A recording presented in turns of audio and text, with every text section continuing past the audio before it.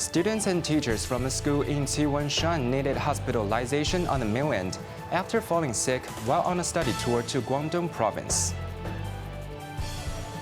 Light rail services have resumed back to normal after a crane truck snapped overhead cables, disrupting traffic on several routes in Tin Shui Wai this morning. And London's Heathrow Airport resumes operation after a power outage forced Europe's biggest air hub to shut down.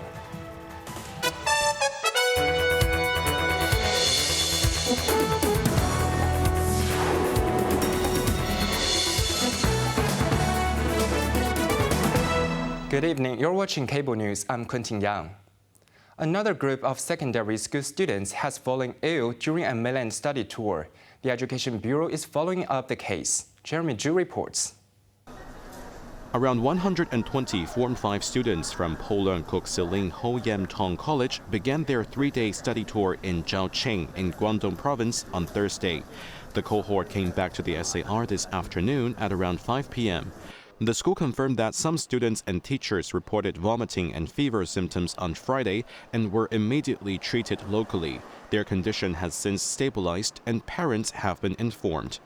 The Zhaoqing local authorities also sent representatives to the hospital to learn and assist the situation. The Education Bureau, through its dedicated mainland study tour task force, is working with mainland authorities to investigate the incident. They have also started implementing safety measures, including disinfecting tour buses and rearranging student accommodations to prevent cross-infection. Meanwhile, the Department of Health has confirmed receiving a report from the Education Bureau regarding the suspected acute gastroenteritis outbreak. An epidemiological investigation is currently underway. Jeremy Zhu, Cable News. A crane driver was arrested following his vehicle struck and damaged overhead cables in Tin Shui Wai, causing the suspension of services at 5 light rail stations this morning. Services were gradually restored after 4 hours of repairs. Jeremy Zhu again reports. The incident occurred near Tin Yut Station on Tin Wa Road. The platform was cordoned off with the train stranded on the tracks. Damaged cables were exposed, prompting MTR to dispatch multiple engineering teams to replace them.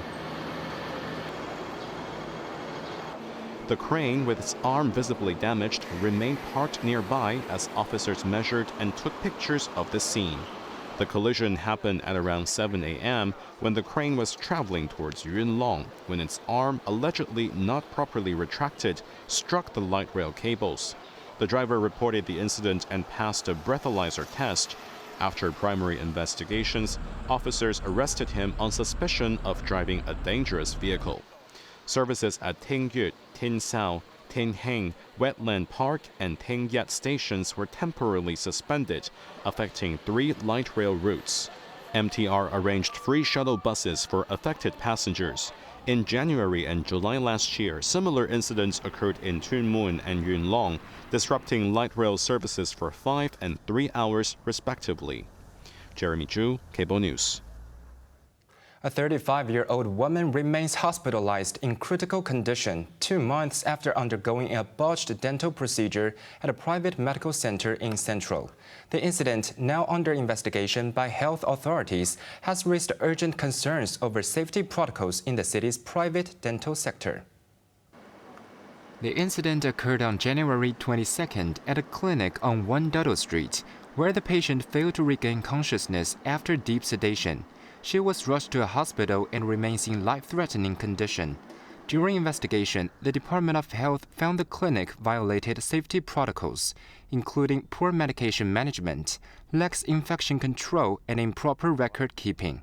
Authorities have ordered immediate corrective actions. Starting next Friday, the city's chronic disease co-care pilot scheme will add cholesterol checks to its arsenal, targeting undetected risks for heart disease, stroke, and diabetes. Health officials predict the move will uncover 4% more high-risk residents, potentially saving lives through earlier intervention. Bess Leung has more details. Since its launch, the government-subsidized scheme has enrolled 110,000 participants, with 60,000 already screened for hypertension and diabetes. Under the expanded program, those diagnosed with high cholesterol will receive up to 4 subsidized doctor visits in the first year, while reducing to 2 annually thereafter. Patients with concurrent conditions like diabetes or hypertension qualify for 6 subsidized consultations yearly to manage their health. Commissioner for Primary Health Care Pang Fei-Chao emphasized the tailored approach. In the first year, frequent checkups are critical for cholesterol management. Once stabilized, long-term care requires fewer visits, he told a radio program, adding that the current subsidy structure suffices to address patients' needs. To improve access, over 20 new service centers will open by April 15th, offering screenings and dedicated nurse-led clinics for members of district health centers not yet enrolled in the program. Pang expressed confidence in staffing levels, stating the expansion would not strain public outpatient services. Bess Leung, Cable News. In separate efforts to more effectively allocate public healthcare resources, the now fully subsidized diagnostic imaging tests in public hospitals are expected to incur separate fees in the future to address overwhelming demand. The hospital authority emphasized that the services will remain heavily subsidized. Jeremy Zhu tells us more. Official data shows that between 2019 and last year, demand for computed tomography scans rose by 26%, while magnetic resonance imaging scans and ultrasound services also saw significant increases. Over the past 4 years, non-urgent patients have faced average waiting times of 148 to 223 weeks. However, authorities said on average there is a 10% no-show rate for such services. Paul Lee, chair of the authority's coordinating committee in radiology, explained that long waits often result in patients either recovering before their appointment or opting for private scans. Despite this, many still attend free public appointments, leading to unnecessary tests. He believes the new fees will encourage patients to cancel unneeded appointments, shortening waits for urgent cases. Quality and Safety Director Michael Wong assured that the co-payment system will remain highly subsidized and affordable for most. He stressed the reforms aim to optimize resource use and prioritize critical care, preventing severe illnesses from causing financial hardship. The authority also confirmed that additional revenue from the fees will be reinvested into healthcare services. Jeremy Zhu, Cable News. Chief Executive John Lee joined over 2,000 volunteers, including PLA soldiers, government officials, business leaders, and local students, to plant 5,000 trees of native species in Yuanlong's Taitung this morning, commemorating the 24th annual Plant Day. Lee, alongside Ying Zonghua, Deputy Director of the Central Government Liaison Office in Hong Kong, led a ceremonial tree planting session. In his address, Lee emphasized Hong Kong's dual role as an international hub and a proactive contributor to environmental sustainability. He declared that uniting society to drive green policies is critical for the city's long-term prosperity, stressing the urgency of collective efforts to combat climate change. The city chief reiterated the government's commitment to expanding urban green spaces and reducing carbon emissions, framing the tree planting initiative as a legacy for generations to come. Launched in 1998, Plant Day has evolved into a flagship environmental movement, fostering collaboration across public, private, and community sectors. Following the conclusion of the 2 sessions in Beijing, the SAR-SO delegate to the National People's Congress, Sterry Lee, revealed she has submitted a proposal to establish a specialist doctor training pilot in the Greater Bay Area, adopting Hong Kong's model to train medical professionals for the nation. Jeremy Zhu has the story. Earlier this month, Beijing's government work report highlighted the need to enhance the Greater Bay Area's innovation capabilities and its role as a regional driver. Speaking to iCable News, Lee suggested the GBA could serve as a testing ground for a Hong Kong-Shenzhen collaborative training hospital, enabling mainland specialists to gain internationally recognized qualifications. Meanwhile, a survey by the think tank Path of Democracy found nearly half of respondents dissatisfied with the Legislative Council's performance. Lee countered that a single survey cannot summarize the council's work. She attributed the results to various factors, noting the current council has passed a record number of bills, fulfilled the constitutional duty of enacting Article 23 legislation, and ended previous legislative chaos, urging a comprehensive assessment of the council's achievements. Jeremy Zhu, Cable News. Foreign Minister Wang Yi has hailed the positive progress made during a trilateral meeting with his Japanese and South Korean counterparts in Tokyo. In the context of a turbulent international landscape and a weak global economy, Wang stressed the need for mutual trust between the three nations.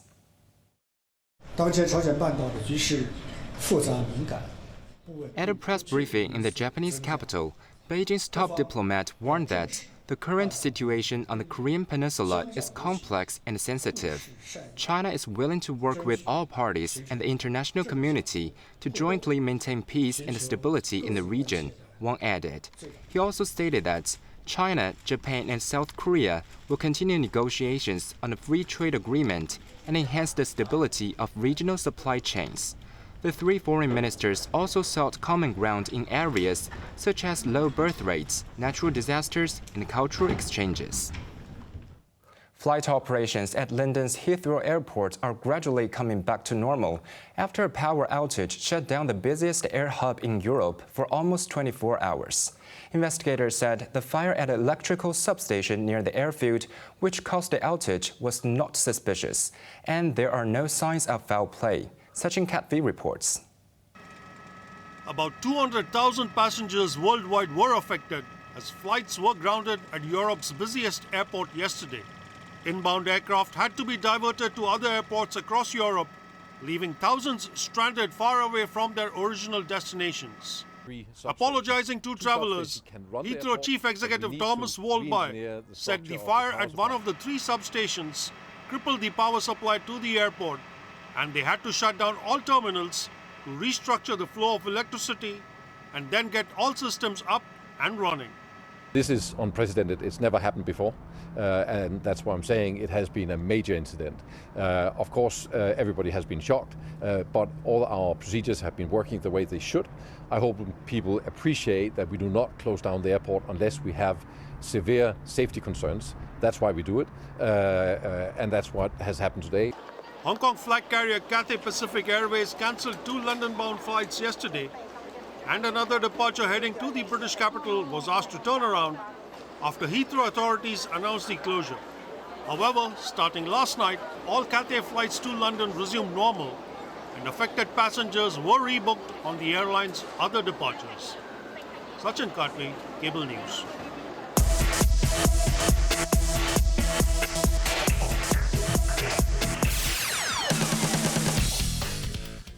In tennis, Belgium's David Goffin made a stunning comeback at the Miami Open in Florida to knock out former champion Carlos Alcaraz in the second round.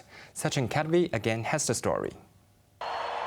Carlos Alcaraz was given a loud welcome when he walked out to face Belgium's David Goffin in their second round clash, and the Spaniard got down to business right away, bagging the first set. Alcaraz was on top of his game, and despite Goffin advancing to the net to secure the point, the world number 3 stuck to his natural game and further frustrated Goffin. However, the gritty Belgian held on and leveled the tie, forcing a decider. The 34-year-old tour veteran then went on to cause the biggest upset of the tournament so far, knocking out Alcaraz with a 5-7, 6-4, 6-3 victory. Poland's Iga Świątek stormed into the third round after a 6-2, 7-5 win over Frenchwoman Caroline Garcia. Świątek will next face Elise Mertens of Belgium. Fresh from her success at the Indian Wells Open in California last week, Russia's Mira Andreeva dispatched compatriot Veronika Kudermetova in just 68 minutes to book her spot in the third round. The 17-year-old world number 6 won the first 9 games of the match for a comprehensive 6-love, 6-2 victory. Sachin Katvi, Cable News. On to the weather now. It will be bright and sunny Sunday with a maximum temperature of 27 degrees. Expect warmer temperatures in the following few days before it gets humid starting midweek.